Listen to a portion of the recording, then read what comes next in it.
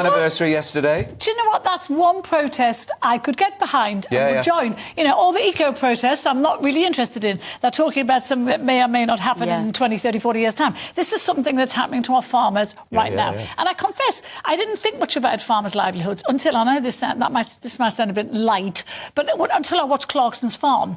And until I realised how little profit these guys make, how hard they work. They're up at the crack of dawn and they're working all the hours God sends, and the profit they make it's pitiful, it's minuscule. And the EU rules are trying to choke even that. And I just think, you know, I would join this protest in a heartbeat. And you are right to point out this stuff about them being right-wing. How dare they slate them as right-wing when these are real people whose livelihoods are remember, being a lot of people who work in the farm industry, Malone, get paid very little money. They get paid. Agricultural workers are very badly paid. They get paid nothing, Piers. And, you know, the profits... I think on Clarkson's Farm I read somewhere that I saw that when you sell it like a sheep's skin, it's 30 pence or something. Right. And you say, what? And so you wonder how they can manage that. And I think after a year, Clarkson made a handful of pounds. He made like 90 quid profit or something. In a whole year working. But Carole makes a really good point, though, doesn't she, Nikki, about this idea that we go to the supermarkets, we shop there, we eat our food, we don't often give it a thing.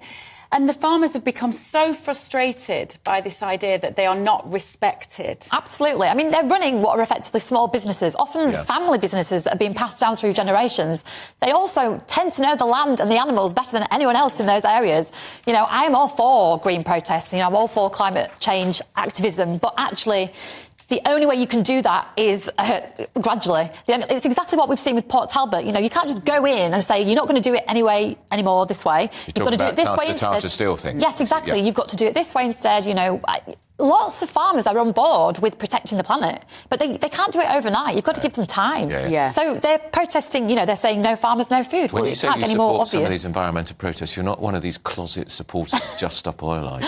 I'm not a closet supporter. I think I've been quite open about Just Stop Oil. No. I don't like all their methods, but I do like the message. Any of them. But I do appreciate the message. But sometimes you've got to do difficult things. What they're asking for now, those protesters, are unrealistic. What these protesters are asking for is not unrealistic. No, I would agree with you, Carole. And it's here today. Yes.